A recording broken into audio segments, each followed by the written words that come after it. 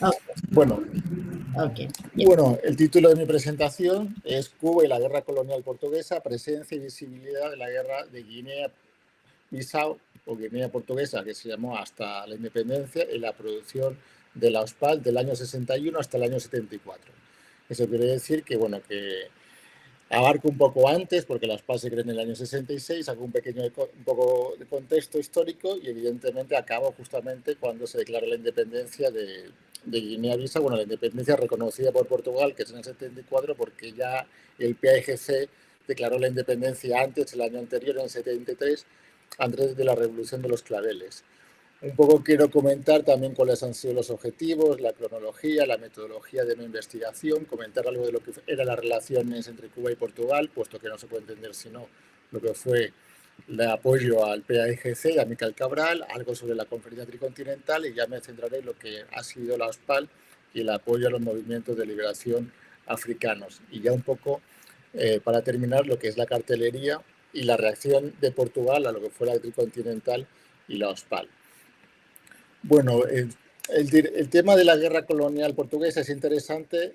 Está bastante más trabajado lo que fue el apoyo de Cuba hacia Angola, ¿no? Pues todos conocemos aquí de sobra los trabajos de Piero Iglesias, aunque también incluye un par de capítulos interesantes sobre lo que fue el caso de Guinea y un poco al MPLA de Congo-Brazzaville, pero Piero pues no ha trabajado directamente lo que son los archivos portugueses, ¿no? Entonces, con relación a esta temática, y es interesante porque ahí encontramos también bastante información desde el punto de vista del Estado Novo de lo que estaba pasando. Y eso era un poco lo que yo quería ver en Portugal, más que documentación que ya se consulta en Estados Unidos, pues sobre todo de la propia metrópoli con relación a estos años. Entonces, un poco las preguntas a las que yo quisiera responder con esta investigación serían qué importancia tuvo Portugal en las discusiones y resoluciones de la conferencia tricontinental, cómo reaccionó Portugal al encuentro de la tricontinental, qué importancia diplomática y política tuvo, cómo fue recogida por los medios de comunicación y cuál fue la preocupación de Salazar con relación a la tricontinental y con el apoyo a los movimientos de liberación africanos, ¿no? Entonces, bueno, un problema o una limitación que tenemos es el acceso a estos documentos en Cuba. Pues en Portugal están abiertos, en varios países están abiertos, pero claro, el actor principal, que es Cuba, pues todavía hay mucha reserva. Lo que sí tenemos, y esos son trabajos interesantes, bueno, más que trabajos, son testimonios, son las memorias de varias personas que estuvieron allí, varios internacionalistas cubanos que han publicado varios libros y de hecho es interesante ver esta extensa variedad, ¿no?, de obras que han ido saliendo en Cuba, entre las cuales yo destacaría sobre todo las memorias de Óscar Oramas, que fue el embajador en Guinea-Conakry y que, bueno, que estuvo un poco al frente de toda esta solidaridad a partir del año 66 cuando Fidel Castro lo nombra embajador. Es verdad que la guerra colonial empieza en el 61 y ya la participación más directa cubana empieza a partir del año 66 con motivo de la continental. Aunque, ojo, hay algunos episodios anteriores que son interesantes con relación a Portugal. Bueno, en cuanto a la guerra colonial, ya en el año 65 había ido un comando a Congo-Brazzaville, hicieron algunas incursiones en el territorio de Angola, sobre todo en Cabinda, y se habían producido ya los primeros combates entre internacionalistas cubanos y tropas portuguesas. Luego, también en el año 65, fue un destacamento pequeño, pero los primeros combatientes que luego irían más tarde, en el año 66, llegan a Cuba, como he dicho, en 65, a recibir instrucción guerrillera y luego ya después incluso participan, asisten a la conferencia tricontinental y después ya llegan a Cuba. Eran caboverdianos. No voy a entrar en los detalles de la relación que se hay entre caboverdianos y, y los militantes de Guinea-Bissau.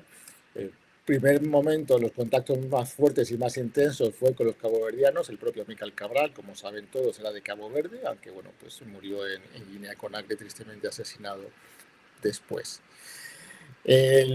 Además, un poco yo creo que lo que lleva a Cuba también a involucrarse en la guerra colonial es un poco los actos más barbáricos que se empiezan a cometer por el ejército portugués. por ejemplo, bombardeo con napalm, ¿no? Y las consecuencias tan trágicas que tuvo aquello, especialmente hemos visto muchas imágenes parecidas a Vietnam, pero en Guinea-Bissau. Lo que pasa es que no tuvo la misma sonoridad que tuvo la guerra de Vietnam, pero las armas muchas veces eran las mismas. Y luego también el hecho de que Portugal empezó a utilizar aviones muy modernos, unos aviones Fiat G91, que eran justamente con los que se lanzaban las bombas de napalm, porque tenían que pasar vuelos rasantes y muy rápido, cosa que no conseguían con los aviones de hélice, que todavía tenía el ejército portugués, ya más antiguos. Y eso, bueno, estremeció mucho, imagino yo, a Cuba, al ver un poco la violencia con la que se estaba reprimiendo, y entonces eso, una vez que Amílcar Cabral llega a Cuba por primera vez en el 66, con quien y tuvo una excelente sintonía con Fidel Castro, por lo que cuenta la gente que sigue viva y que estuvo allí con ellos, pues entonces ya se decidió a mandar contingentes de combatientes internacionalistas, pero también de médicos. Muchos de estos combatientes en realidad eran afrocubanos, los médicos sí eran, pues como dicen en Estados Unidos, más caucásicos, más de origen europeo, pero bueno, gracias a que muchos de los combatientes, entre ellos pues, estaba Víctor Drey, que eran, o Ulises Estrada, ¿no? Ya fallecido, afrocubanos, pasaban un poco más por desapercibido. Cuando había a veces un internacionalista cubano blanco era más fácil de identificar, y bueno, pues hubo un caso, el capitán Pedro Rodríguez Peralta, que fue capturado vivo, y luego, bueno, pues hubo todo un debate, ¿no? Y todo un pleito con relación a su caso, puesto que estuvo preso, herido además en Lisboa, hasta ya incluso meses después de la Revolución de los Claveles, ¿no? No fue hasta septiembre, me parece a mí, el 74, que fue liberado. Bueno, voy a pasar bastante rápido. Con relación a Portugal, además, uno piensa, bueno, ¿qué relaciones había entre Portugal y Cuba? Bueno, pues hay un hecho importante que hay que recordar, que mucha gente ya se ha olvidado, incluso no lo sabe. El dictador Batista se exilió en Portugal, se exilió primero en Madeira y después se fue a Estoril, donde bueno, pues vivía otra gente importante de la época, y de vez en cuando se iba a España de vacaciones ya al final de su vida. Está enterrado en España, pero toda su vida prácticamente en el exilio se desarrolló en Portugal, entre Madeira, Funchal y Estoril. Entonces, bueno, pues él, aunque no participó directamente en ningún comité o ninguna organización de exiliados, porque quiso tener relación con todas, pero evidentemente mantiene una relación eh, por correspondencia muy fuerte con toda la oposición a Castro. Incluso mucha gente fue a Portugal a visitarlo y reunirse con él. Entonces, bueno, eso hay que tenerlo en cuenta, ¿no? Curiosamente, Cuba nunca exigió la extradición. Fidel nunca tuvo una mayor preocupación y no lo persiguió o exigió a Salazar que lo mandara de vuelta a Cuba.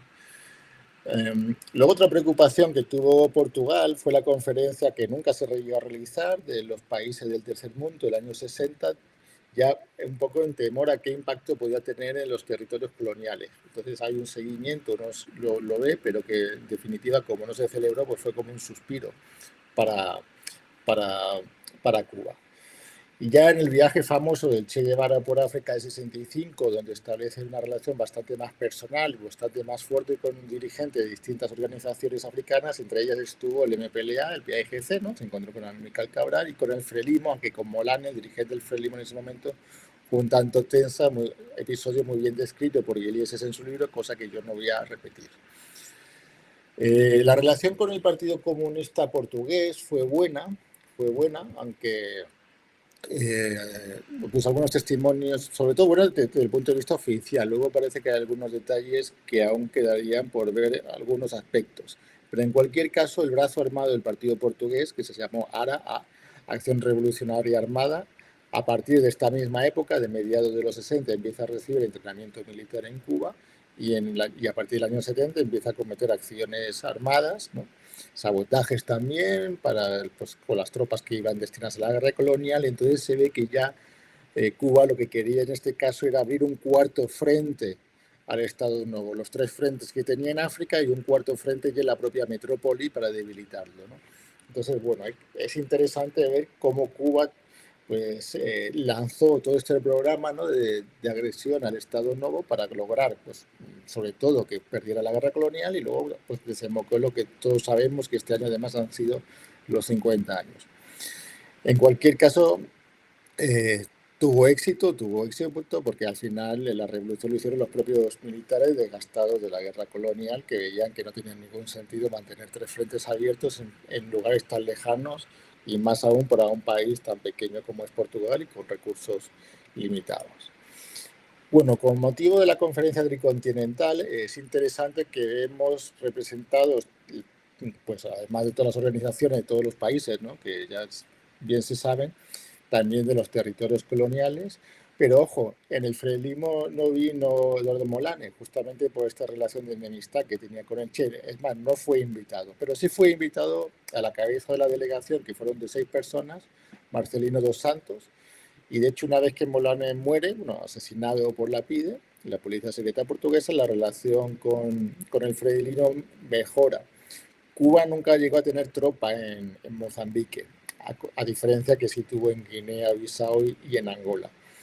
Pero sí instruyó militarmente a militantes del frailismo en la isla, en Cuba, ¿vale? Entonces, bueno, la relación después fue aumentando también. Pero cuando uno, esto ya lo comenté hace unos años, es curioso que con relación a Portugal el rechazo fue muy fuerte por parte de Cuba, y se dio mucho apoyo pues, a todas estas organizaciones del Partido Comunista Portugués, a las otras como he mencionado, y la presencia numérica, ¿no?, de activistas fue muy importante de la tricontinental, puesto del MPLA fueron 8, del PGC fueron 5, del Frelimo fueron 6, de Santo Tomé y Príncipe fue 1, en fin. Mientras que de España, organizaciones españolas no participaron, ni siquiera el Partido Comunista. Bueno, mandó un observador, a Enrique Lister, y luego fueron un par de periodistas, pero bueno, España, con relación a España, a causa de la relación y el comercio, que era lo importante que mantuvo Franco con Fidel, pues no se quiso molestar, ¿no? Aunque España también tenía sus colonias en África, pero ahí tenía muy claro Cuba que España era un caso diferente para ellos y por lo tanto no iba a entrar en problemas. Bueno, más o menos, resumo, alrededor de 600 internacionalistas cubanos combatieron en territorio guineano, no es poco, 600. Varios de ellos cayeron en combate, otros murieron por distintas causas. Bueno, las cifras no son claras. Según las cifras de los cubanos eran como entre 7 y 8, según las cifras portuguesas son de 20. Es difícil, yo creo que son las cifras cubanas las que son más exactas en este caso.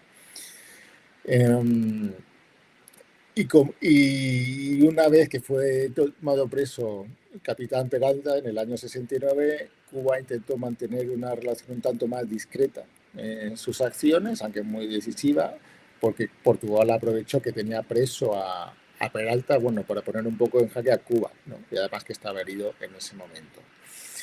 La embajada de Cuba en Conakry tuvo un papel fundamental, sobre todo durante el periodo de Óscar Oramas, y ahí mismo se organizaban numerosos encuentros entre el PAIGC y los internacionalistas cubanos.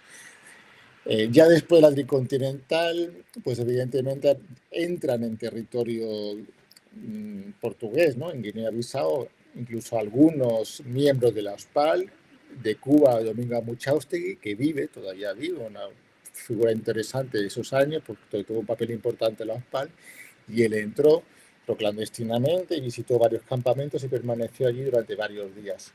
Tomó fotos y luego escribió unos informes para los PAL relatando un poco lo que había encontrado con relación al trabajo de los internacionalistas cubanos y los médicos. Fernando, te quedan como 1 o 2 minutos. Vale. Bueno, ya en la producción de las PAL, ya con esto más o menos cierro, encontramos 11 publicaciones, 11 artículos con relación a Guinea-Bissau, 5 sobre Mozambique y 2 sobre Angola. Eso es interesante ver que Mozambique, a pesar de las tensiones con Molane, está más presente que Angola. Angola, al haber 3 frentes de liberación al mismo tiempo y el hecho que el MPLA no tenía una relación tan buena con la Unión Soviética en esa primera etapa, luego ya sí, pues hace que también hubiera un poco más de distancia o quizás menos visibilidad de esa relación con relación a la OSPAL y la tricontinental. En cuanto a los carteles, bueno, es una pena que no puedo mostrar el PowerPoint porque los tengo, pero encontramos numerosos producciones sobre el PAIGC, a veces son mujeres representadas con armas, son muchas veces apropiaciones de fotografías que existían y que circulaban y que los artistas de los PAL le dan un matiz más original, con colores fuertes, con un diseño un tanto más original, pero que son apropiaciones de fotografías. Lo mismo los afiches de Amílcar Cabral, algunos hechos cuando él estaba vivo, otros ya hechos con él fallecido, ¿no? Lo mismo encontramos con Mozambique, muchos elementos también de armas africanas como lanzas y escudos, pero a veces combinados también con la Kalashnikov, ¿no? Como aparece en el escudo de Mozambique. Un afiche interesante, la Cruz de Cristo, el símbolo de la República Portuguesa, también del Estado Novo, pues agredido con flechas africanas, un poco parecido a la estrella de David o la bandera de Estados Unidos en otros afiches de la PAL, pues aquí lo encontramos con Portugal. En definitiva. Pero ojo, ya con esto un poco termino. A pesar de toda la actividad que tuvo Cuba contra Portugal en la guerra colonial y también todas las declaraciones que se fueron realizando a lo largo de varios años y todas las condenas de Fidel Castro que hizo durante sus viajes en África, en Moscú, incluso en la propia Cuba, me llamó la atención al revisar la prensa portuguesa de esos años, sobre todo en coincidencia con estas declaraciones, incluso con la propia conferencia tricontinental, que Portugal no decía nada, Portugal nunca condenaba a Cuba, no mencionaba absolutamente nada. Si mencionaba alguna cosa de Cuba eran sus problemas con China o sus problemas con Estados Unidos, pero nunca hacía referencia en las noticias los problemas que le ocasionaba a Cuba la guerra o con las declaraciones. Cosa que llama la atención porque el ministro de Asuntos Exteriores luego sí lo cuenta en sus memorias o en varios libros que publicó después, que Cuba era un verdadero dolor de cabeza. Pero ¿por qué no lo hizo público? Porque Portugal, yo creo que como ya estaba muy aislado en ese momento por causa de la guerra colonial y todas las condenas en las Naciones Unidas, intentaba crear, bueno, de cara al público nacional, evidentemente, como que no tenían problemas con los países, que no había problemas bilaterales, que lo de Naciones Unidas era una cuestión, pero que las relaciones bilaterales eran buenas. Incluso cuando fue la conferencia tricontinental y hay una rueda de prensa del ministro de Asuntos Exteriores portugués con relación a otro tema, pero habla de conferencia, no hubo ningún problema, incluso invitaron al embajador nuestro allá que fuera, las relaciones con Cuba son buenas, cuando en realidad fue todo lo contrario. Entonces, es interesante observar cómo Portugal mantuvo siempre una retórica y una imagen de buenas relaciones con Cuba con relación al público portugués. Eso sí, cuando ya se detiene el capitán Peralta, evidentemente eso ya no se puede sostener y ahí ya sí, evidentemente la cosa se complica un poco más. Pero aún así, y ya con esto termino, Portugal y Cuba siempre mantuvieron relaciones diplomáticas durante el Estado Nuevo, nunca se rompieron, lo cual es un hecho bastante singular, puesto que Portugal no tenía relaciones con ningún país soviético, perdón, de la órbita soviética, por supuesto tampoco con la Unión Soviética, ni con China. Solamente Cuba fue la excepción con la que sí. Bueno, yo podría haber presentado muchas más cosas, lo cierro aquí. Después, si alguien quiere que desarrolle algún tema, encantado de hacerlo la parte de las preguntas y observaciones. Y bueno, ya le cedo la palabra a mi colega Natalia para que continúe con su propia presentación. Muchas gracias. Primero, muchas gracias, Fernando. Sí, muy interesante, de cómo no. verdad. Alberto, yo creo que estás aplaudiendo, ¿no? Y no es que quieras decir algo, pero muchas gracias. Aplauso virtual y aplauso de verdad también. Muy interesante. A pesar de la falta de... Sí, pero la solución podría ser que o me mandas el PowerPoint y lo subo al Google Drive, o si tienes tiempo, solo si tienes tiempo, haces un pequeño video con las imágenes y tu ponencia.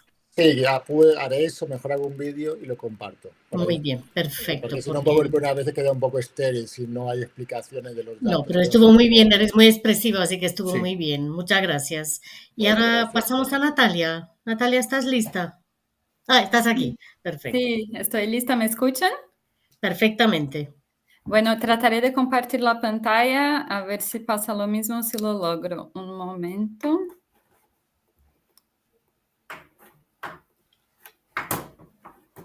Aquí siquiera aparece, qué raro. Es la pestaña del medio, Windows. Sí. Window. Es que es muy raro que no me muestre justamente la pantalla que me gustaría compartir, sino que otras cosas. Ahora sí, entró. A ver si lo ven. Sí, sí, sí, sí, Perfecto. muy bien, adelante. Pero, y ahora si paso, ustedes ven, es que a mí no me aparece. Si paso para la próxima, ¿la ven? ¿O sigue la misma? Se ve perfectamente. Sí, Ahora se ve va perfecto, cambiando, Natalia. ¿verdad? Todo perfecto, todo Bueno, perfecto. me alegro mucho. Muchas gracias. Empiezo agradeciendo por la posibilidad de estar aquí compartiendo los resultados de mi investigación con ustedes. Y además es un gusto estar aquí al lado de Alberto y Fernando, con quien, como Fernando muy bien ha dicho, hemos colaborado y esperamos seguir colaborando por mucho tiempo. Bueno, en mi caso, me centraré en los carteles producidos por esta organización, por los PAL, que tenían por objeto luchas llevadas a cabo no solo en África, como fue más el caso de Fernando, pero también en Centroamérica y en el Caribe. Un análisis comparativo permitirá identificar las prioridades de la política exterior cubana en diferentes momentos y su relación con cuestiones internas a la isla. La OSPAL produjo alrededor de, entre 350 y 400, más para 400 carteles diferentes hasta su cierre en 2019. Y de los 3 continentes abarcados en la sigla, en el acrónimo, América Latina y África fueron los más tematizados en los carteles. Aunque el Medio Oriente se consideraba dentro de la categoría de África, yo lo estoy trabajando en separado. Entonces, aquí estoy hablando de la África subsahariana en esta presentación. Y en cuanto a América Latina, se nota que la gran mayoría de los carteles se enfocó en esta parte de Centroamérica y el Caribe. En este segundo gráfico, el gráfico compara la recurrencia en los carteles de temas relacionados a África subsahariana y a Centroamérica Caribe en el tiempo. Podemos ver que África predomina en los años de las luchas independentistas entre finales de los años 60 y finales de los 70. Ya en la década siguiente predominaron carteles sobre Centroamérica y el Caribe, ya fuera para denunciar el intervencionismo estadounidense o para apoyar a movimientos revolucionarios en la región. Estas tablas, que están en portugués, se me olvidó presentarme, puedo hacerlo después, pero yo vengo originalmente de Brasil y actualmente trabajo en Alemania y a veces pongo mis datos en portugués, pero estas tablas muestran la cantidad por año de carteles dedicados a cada país de las 2 regiones. En el caso africano, queda claro un énfasis en las excolonias portuguesas, justo lo que nos decía Fernando, y también en la República Democrática del Congo y en el actual Zimbabue, que son todos países que Cuba asistió militarmente. A la vez, Sudáfrica, que era el principal enemigo local de los movimientos de liberación apoyados por Cuba, fue un tema muy recurrente, siempre denunciando su régimen de apartheid. Este fue el único tema que siguió vigente en los carteles sobre la región después de 1980. Los demás eran homenajes en fechas conmemorativas de las independencias y de la muerte de sus líderes. En cuanto a Centroamérica y el Caribe, los países fueron representados en los carteles por distintas razones.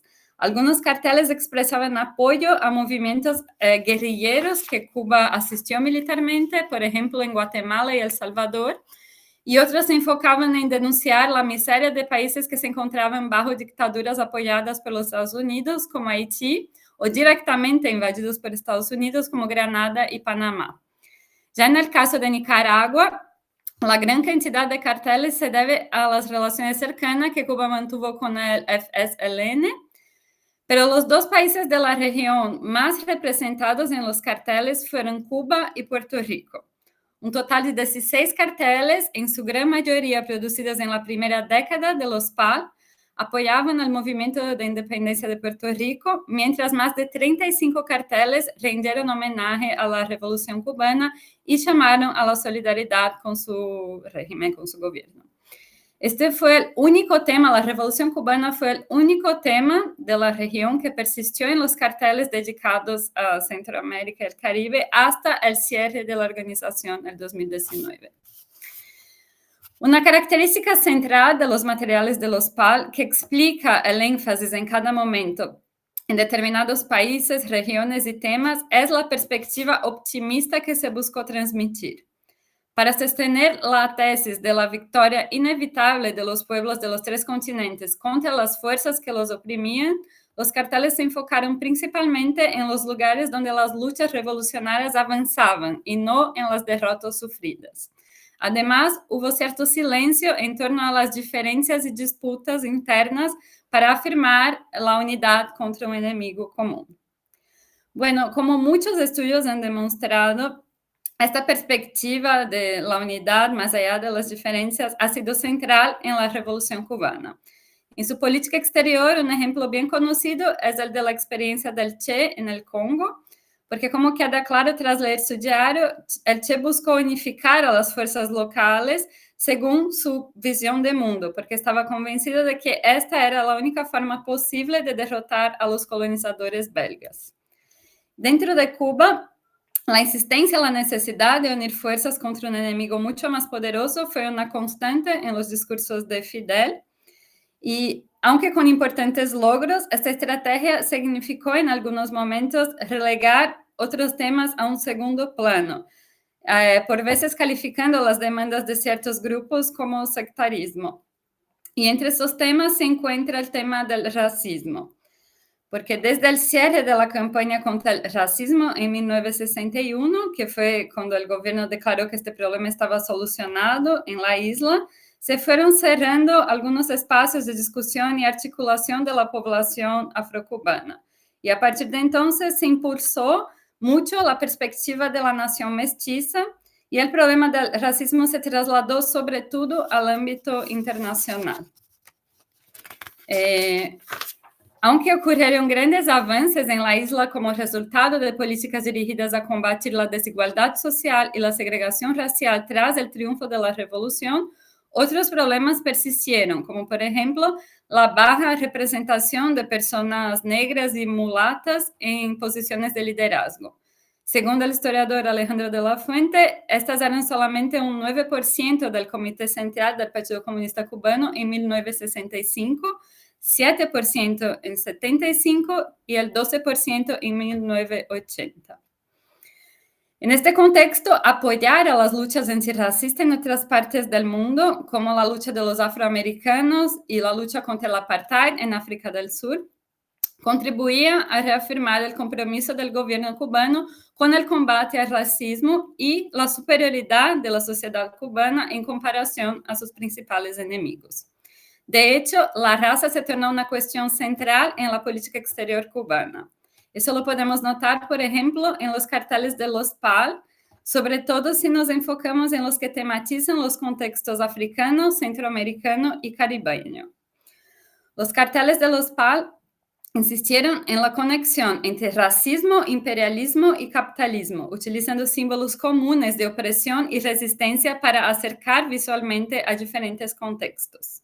Entre ellos sobresalen las cadenas y esposas, que aluden a la esclavitud, y también el puño cerrado, que ya se había consolidado como un símbolo de lucha antifascista y también estaba asociado al movimiento de los Panteras Negras.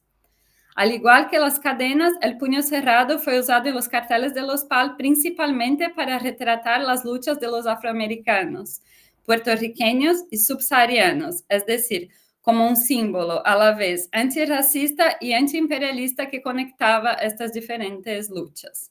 Es interesante observar que en los carteles el tema del racismo se limitó a estas regiones, es decir, no hubo carteles denunciando el racismo en América Latina, por ejemplo.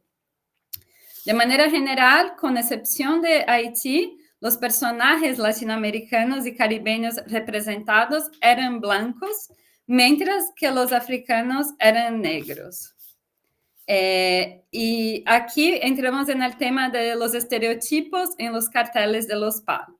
En mi análisis encontré que los carteles, por una parte, rompen con determinados estereotipos que han sido históricamente propagados por los medios occidentales, pero reiteran algunos otros. Esto es muy claro en el caso de África. Si pensamos en lo que el investigador Okaka Opio-Dokotum llama el mito del continente negro en su libro sobre el cine de Hollywood, observamos que los carteles no reiteran la noción de una África misteriosa, exótica, salvaje, fuente de enfermedades, irracional y habitada por personas pasivas. Todo el contrario, las imágenes de los carteles insisten en la agencia y el protagonismo de los revolucionarios africanos, en la justeza de sus luchas y en su capacidad de vencer. En cuanto a los estereotipos que los carteles acaban por reiterar, ya he mencionado la asociación directa entre África y piel oscura, pero también hay ejemplos de lo que algunos autores han denominado iconografía de la miseria, con la exposición de cuerpos negros oprimidos, incluyendo la semidesnudez de niños hambrientos. Eso está presente en pocos carteles en realidad y son carteles sobre África y Haití específicamente. En algunos casos, los carteles de los PAL se opusieron abiertamente a los estereotipos propagados por los medios occidentales, satirizándolos. Principalmente en los primeros años de la organización, los artistas desarrollaron los llamados antianuncios, que adoptaban técnicas propias de la publicidad comercial para realizar denuncias políticas. Hay varios ejemplos en la revista Tricontinental, pero solo estos dos en formato cartel, los cuales satirizan las representaciones de África y el Caribe como paraísos tropicales. Aún sobre estereotipos, esos carteles creados para celebrar aniversarios de la organización muestran una tendencia a reproducir representaciones fenotípicas y racializadas de cada continente. En 1969, en el marco del tercer aniversario de los PAL, la portada de la revista Tricontinental buscó transmitir un mensaje de identidad y alianza contra un enemigo común, al retratar a hombres representativos de los tres continentes como combatientes armados y sugerir que las partes de sus cuerpos serían intercambiables. Como analiza la historiadora Lidia Generoso, el personaje africano es el más genérico de los tres, mientras que el asiático remite a la región de Indochina y el latinoamericano a los líderes del movimiento 26 de julio, como Fidel y el Che Guevara. Es decir, las guerrillas vietnamita y cubana son consideradas como los grandes ejemplos a seguir.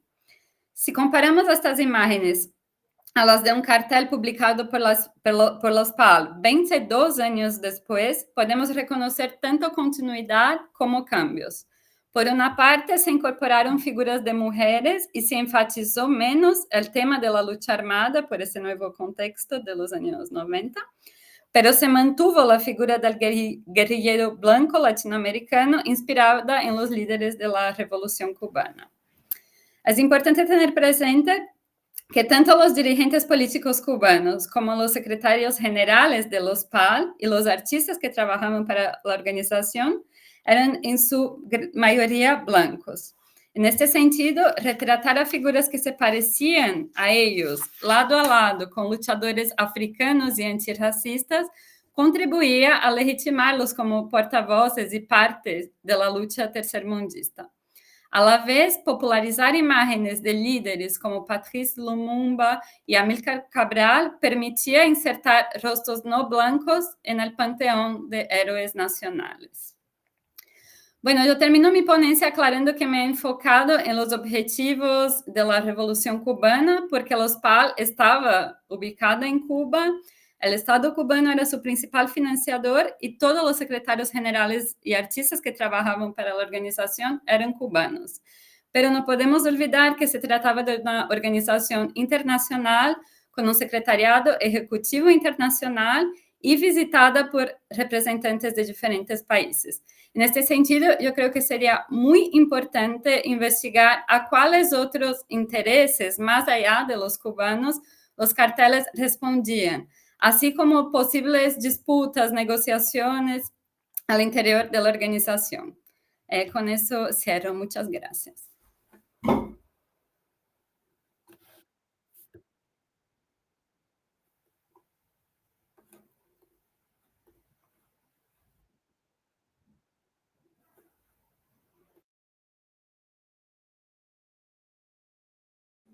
Ya no estoy compartiendo, ¿verdad?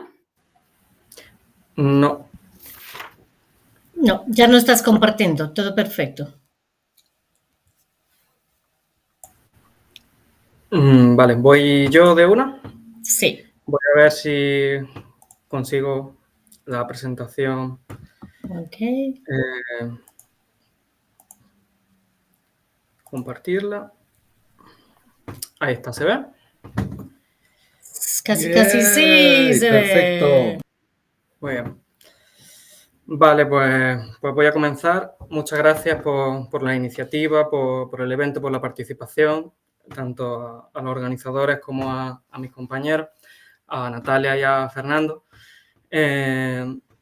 Bueno, yo estoy dedicado así brevemente, específicamente al ámbito tricontinental y de los PAL. Mi tesis trata y mis publicaciones y mis investigaciones se desarrollan específicamente sobre este tema de manera concreta y bueno, es un ámbito de estudio que yo creo que está despegando con fuerza en los últimos años, no solo en la academia anglosajona, sino en todo el mundo, gracias al gran trabajo archivístico y de documentación que han realizado pues, precisamente algunos compañeros, pues, como Fernando y Laura Ramírez Palacio, que sin el cual este tema probablemente seguiría un poco postergado. Entonces, bueno, yo voy a hablar en la línea retomando el discurso de Natalia sobre la representación gráfica de la tricontinental y de los PAL, pero de un tema que no es especialmente representativo, que no es especialmente uno de los temas más icónicos o más quizás representativos de la organización. Y voy a utilizar este tema precisamente como un ejemplo de la heterogeneidad, de la multiplicidad de aspectos que recoge en realidad el ámbito tricontinental y el ámbito de los PAL que estamos poco a poco contribuyendo a redescubrir, ¿no? A revalorizar. Y es el estudio de la representación visual de la Unión Soviética, que es una gran superpotencia, ¿no? Que no forma parte del tercer mundo, y de la Segunda Guerra Mundial, la Gran Guerra Patria, lo he llamado ahí, en la gráfica de los PAL. Entonces, como punto de partida, habría que situarlo en la conferencia tricontinental, ¿no? No vamos a detenernos mucho en esto, pero simplemente incidir sobre el hecho de que este evento internacional, global, que me parece fantástico, la iniciativa que ha comentado Per de recuperarlo, vamos, cuenta conmigo desde ya para esta conmemoración. La superpotencia socialista, en la década de los años 60, inicialmente no vieron con muy buenos ojos la organización de la conferencia tricontinental, ¿vale? Muy resumidamente, la Unión Soviética, que estamos hablando de la época de la coexistencia pacífica, no le interesaba remover demasiado el ámbito de América Latina con la iniciativa guerrillera cubana de los años 60, porque consideraba que era un territorio que pertenecía un poco a las dinámicas de respeto mutuo que había en la coexistencia pacífica de los Estados Unidos y tenía además relaciones con los gobiernos latinoamericanos, entonces no estaba muy a favor de impulsar las guerrillas a la manera en la que Fidel propugnaba en esa época. Y por otro lado, China era bastante reacia también a que Cuba, un país tan alejado a su esfera y a su ámbito, liderara esta iniciativa, ¿no? Ya se sabe, es bien conocido que las relaciones entre China y Cuba fueron tensas en esta época, muy tensas.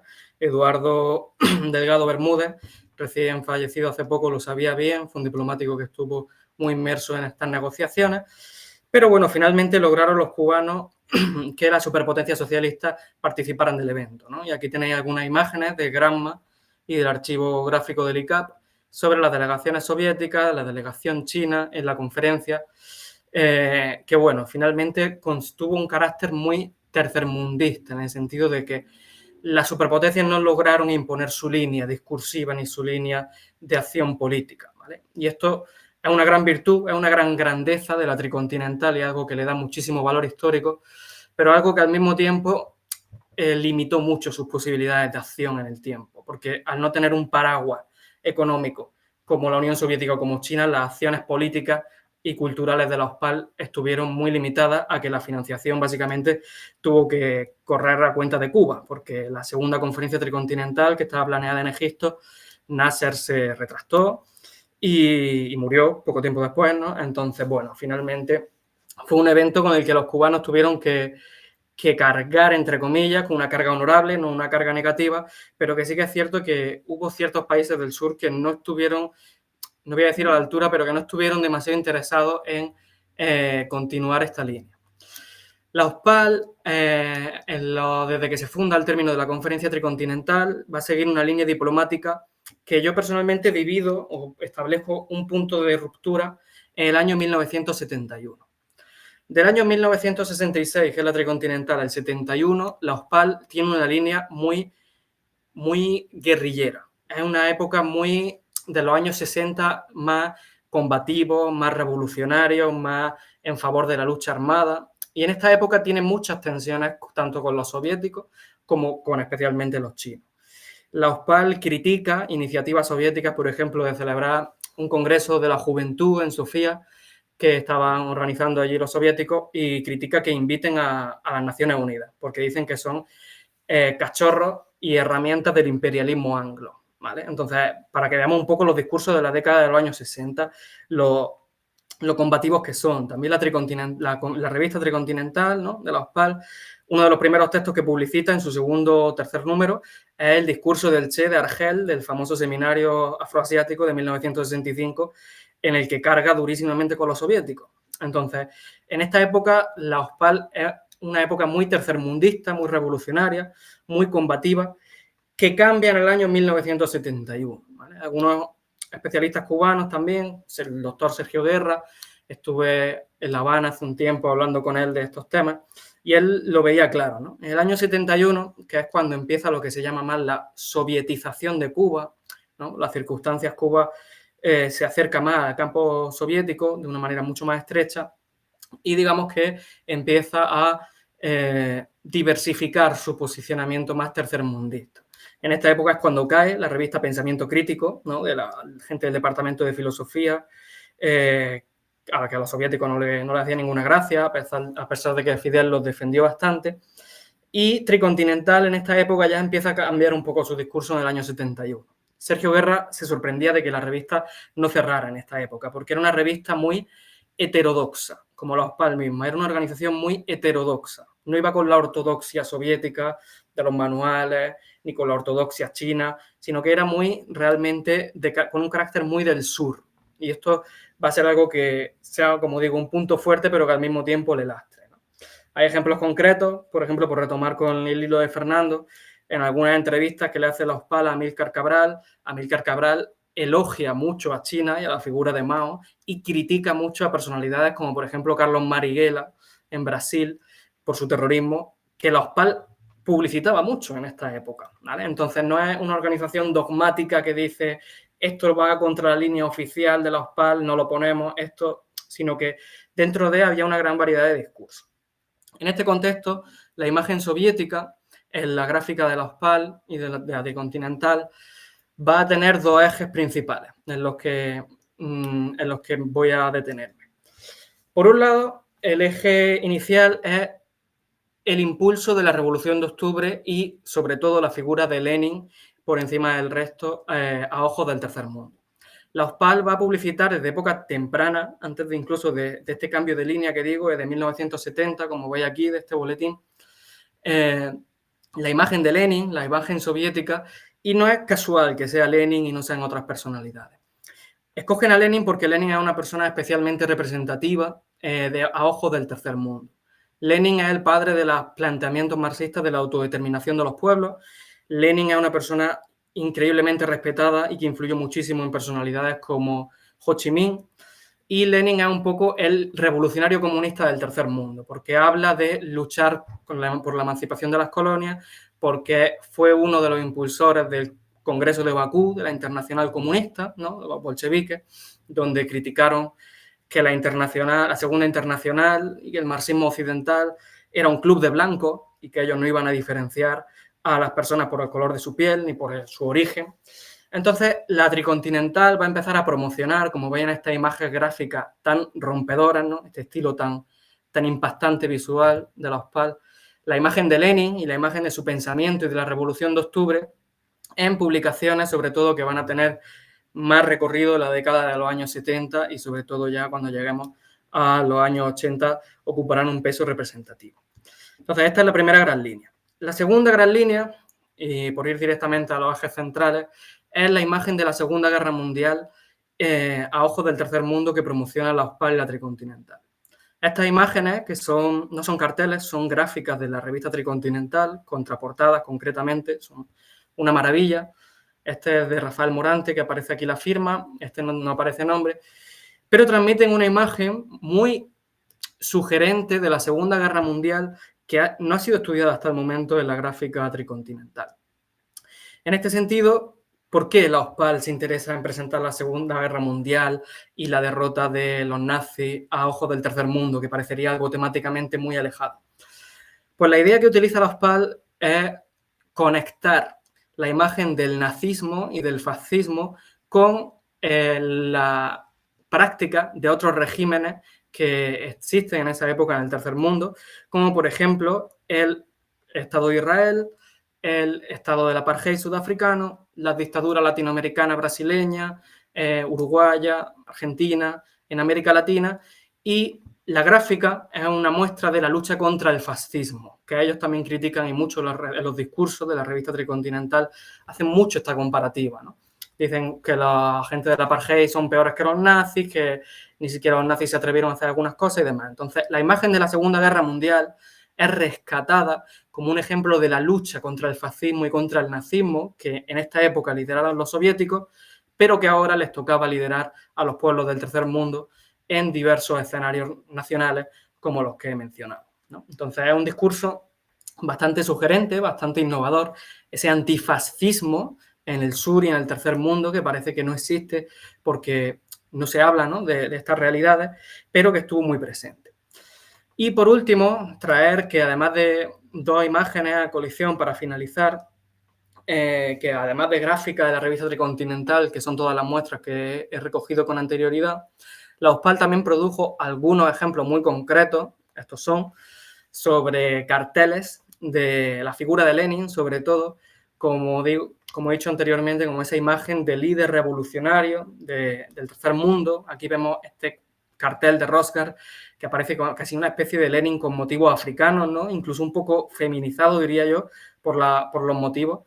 Y esa imagen de un Lenin realmente tricontinental, de un Lenin del sur, de un Lenin latinoamericano, africano, asiático, no de un Lenin europeo y un teórico de la revolución en San Petersburgo, sino de un Lenin vivo, de un Lenin combativo y que tiene mucha relación con los procesos revolucionarios que están teniendo lugar en esta época.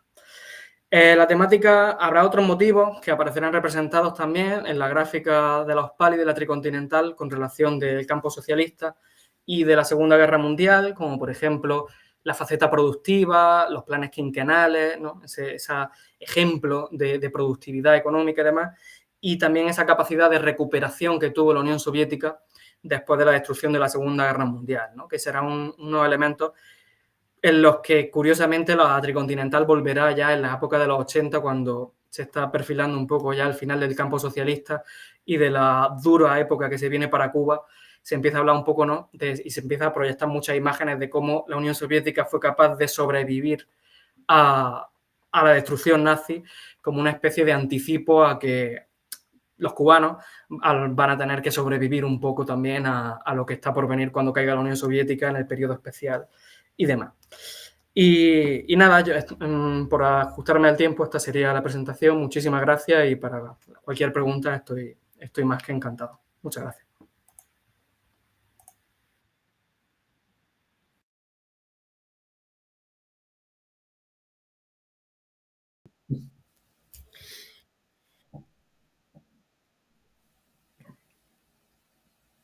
Bueno, terminó, no terminó el aplauso virtual, ya está terminando el aplauso virtual. Muchas gracias a los tres, Sí, cómo no. realmente.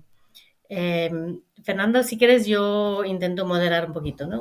Para ver. Vale, perfecto, Fer, muchas Muy gracias. bien, entonces, preguntas, comentarios, se pueden hacer en inglés, hacemos la traducción si hace falta. Tenemos 5 o 10 minutos de preguntas y comentarios. Muchas felicidades, de verdad, un panel muy interesante y ya estamos muy ilusionados con la idea de que colaboremos en un evento grande en el futuro. Sí. No cuenta con nosotros, Fer, para el Congreso Tricontinental, tanto Natalia, Alberto como yo. Una imagen de que conocemos, seguro que estarían muy interesados en estar ahí Sería genial. contigo. Estamos ya en conversación con Casas Américas para tenerla como la sede del Congreso. Sería súper, súper interesante. Pues excelente, porque pues hemos tenido los tres mucha relación con ellos en el pasado, así que nos conocen de sobra. Muy bien. Bueno, entonces, preguntas, comentarios. Si puedo empezar, yo tendría un comentario a Alberto. Adelante, Natalia, por favor. Pero muy rápido, es de los últimos, bueno, me encantó tu presentación, la encuentro muy original, es un aspecto que no se ha trabajado para nada y espero que te animes a seguir con eso y que resulte por lo menos en una publicación.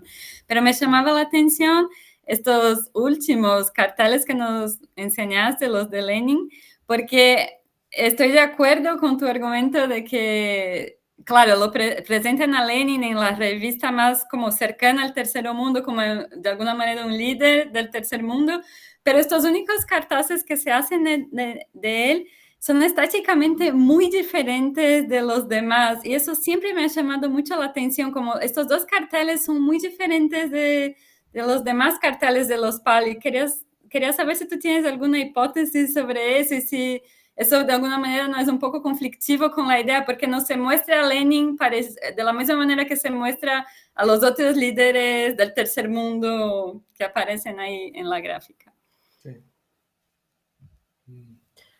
Sí, bueno, claro, yo creo que al final la representación cartelística un poco de Lenin es más bien una excepción, ¿no? Es la excepción que confirma la norma porque al final Lenin no es un personaje ni del tercer mundo, ni de la época en la que desarrolla su actividad los PAL. Entonces, yo creo que los cartelistas cubanos, que al final son muy originales, pero también tienen sus propios esquemas y sus propios moldes, ¿no? Ellos utilizan patrones, sobre todo en la gráfica de los PAL, yo creo que patrones culturales para, a nivel continental, utilizar ciertos marcos, ¿no? Y así, aunque hay diferencias regionales, los carteles africanos comparten bastantes similitudes, como ya saben, los asiáticos también. Entonces, yo creo, mi opinión, que cuando se topan con Lenin es un poco decir, bueno, ¿y con Lenin qué hacemos, no? Porque no vamos a poner aquí el Kremlin, no vamos a poner, ¿sabes? Habrá que buscar una especie de mix para... Y yo creo que ahí entra también un poco el ingenio de los artistas, ¿no? Y la libertad creativa de artistas como Rosgar que se lanzan a hacer esas manifestaciones. Entonces, creo que es la manera de acercar lo que tienen, pero de una forma pues muy singular, ¿no? Como tú dices, porque sí que es cierto que son muy diferentes. Bueno, gracias. Raquel y después Fernando. Raquel, buenas tardes. Adelante. Hola. Hola. Mi pregunta es para Alberto también sobre eso, sobre la presencia de Lenin, que me llamó mucho la atención. De hecho, ya había visto las imágenes, pero no había asociado. Y mi pregunta es sobre si hay o no una recuperación de Lenin en esos años, quizás de los 70, 80, precisamente porque, claro, bueno, el internacionalismo proletario, todas esas ideas que Lenin puso adelante en el principio del siglo. Pero bueno, es solo porque de hecho nunca había pensado en esa conexión y entonces sí, los textos, no solo las imágenes, también recuperan un poco esa presencia, sus lecturas. Sí, bueno, como decía, yo creo que entre el 66, cuando acaba la conferencia, hasta el 71, hay pocas cosas de Lenin y del campo socialista, porque los PAL no quiere tener mucho que ver con eso, ¿no? Es una época en la que ellos miran a la revolución desde una perspectiva muy del sur. Entonces, aunque están ahí y lo respetan, y la relación que tiene Cuba con el campo socialista se respeta, pero como que da la impresión de que quieren buscar un camino propio. Si no, no hubieran publicado el texto del Che. El texto del Che en Argel sentó muy mal, no solo en la Unión Soviética, sino también en Cuba. Jorge Risquet y toda la gente lo comenta, que no es que estuvieran en contra o a favor de lo que dijera el Che, es que no era el momento ni era la forma de decirlo. Entonces, fue algo muy problemático y que los PAL no se quedó corta. Lo puso en portada prácticamente, en las primeras páginas. Entonces, es una declaración de intenciones también. ¿Qué pasa? Que yo creo que en los años 65, 60 y 6, 67, la estrategia de la guerrilla y del sur se va un poco al traste, ¿no? Hay que tener en cuenta que muere el Che Guevara poco tiempo después, muere de la Tricontinental, matan, ¿no? Al Che Guevara, matan a Camilo Torres, muere, parece que Turcios Lima, La guerrilla en Venezuela fracasa, la guerrilla en Guatemala parece que también. Las esperanzas que tenían un poco en esta línea se desvanecen. Entonces yo creo que a partir del 71 es cuando la OSPAL mira hacia los 70, hacia una visión más amplia, y ahí es cuando Lenin se rescata. Y sí, yo creo que ahí es cuando se recupera la figura de este pensador, ¿no? Y como digo, no de una manera casual. Podrían haber sido otros personajes, pero es Lenin muy conscientemente, y aquí los cubanos y la gente de la OSPAL y la Tricontinental son muy agudos. Se nota que no es gente ignorante, gente muy leída y que sabe de lo que está hablando. Es Lenin porque Lenin es el pensador del revolucionario, es quién es el que introduce en el marxismo realmente el tercer mundo, las colonias, la dimensión eurocéntrica. Son los bolcheviques y el Lenin, ¿no? O sea, Marx, hay discusiones, ¿no?, sobre sus pensamientos, sus textos más eurocéntricos, más colonialistas, y los menos, pero es un pensador profundamente eurocéntrico en realidad. Rosa Luxemburgo también. Los primeros en romper la brecha son un poco Lenin, los bolcheviques, Gramsci también, pero es Lenin. Y esa deuda entre comillas, del tercer mundo con el pensamiento revolucionario del bolchevique, pues yo creo que la retoman ahí. Entonces, sí hay un interés claro y consciente. Esa es mi opinión. Muchas gracias. Fernando, tienes la mano levantada. Vale, muchas gracias, Per. Bueno, quería agradecer a Alberto y Natalia sus presentaciones, que me han gustado mucho. De paso, saludo a Raquel, no sabía que estaba aquí, me alegro mucho verla también, con quien compartimos en Lisboa. Y bueno, escuchando a Alberto, ¿no? Pues un poco, y con relación a lo que comenté, también los silencios de la OSPAL o los temas invisibilizados. Y ahí, curiosamente, otra vez aludo a España, ¿no? Es curioso que a pesar de haber vivido la dictadura franquista, ¿no?, y con una simbología muy parecida a la simbología nazi, y bastante cercana a Cuba, porque muchos republicanos tienen relaciones muy cercanas con Cuba o fueron incluso exiliados a Cuba, está totalmente ausente en la producción gráfica de la OSPAL. Bueno, Alberto tiene un artículo interesante sobre el caso de España y la Tricontinental, pero es algo como bastante pequeño con relación a todo lo que podía o se podía haber hecho también con los territorios coloniales que tenía España. Entonces es curioso no solamente la ausencia del franquismo, sino también la ausencia del colonialismo español en Cuba hasta el 98. Perfectamente la OSPAL, creo yo, que podría haber recogido un poco todo eso, esa experiencia de lucha, también incluso guerrillera, ¿no?, contra España, la figura de Martí, de Maceo, bueno, de tantos otros, y sin embargo no aparecen tampoco mensajes contra la España colonial del siglo XIX. Y curiosamente me llama la atención que no aparezca cuando sí aparece, pues estas alusiones que Alberto nos ha comentado de lo que fue la Segunda Guerra Mundial o de lo que fue la Revolución Bolchevique en el 17, un poco en adelante, ¿no? Simplemente lo quería comentar, hacer un poco de abogado del diablo, y quizás se podría en algún momento hacer una investigación sobre las ausencias y silencios de la Tricontinental y de la OSPAL, no solamente de lo que hicieron, sino de lo que no hicieron y por qué, ¿no? Yo creo que sería también un estudio interesante para entender de una manera alternativa lo que era la diplomacia cubana en esos años. Solamente eso. Muy bien, gracias, Fernando.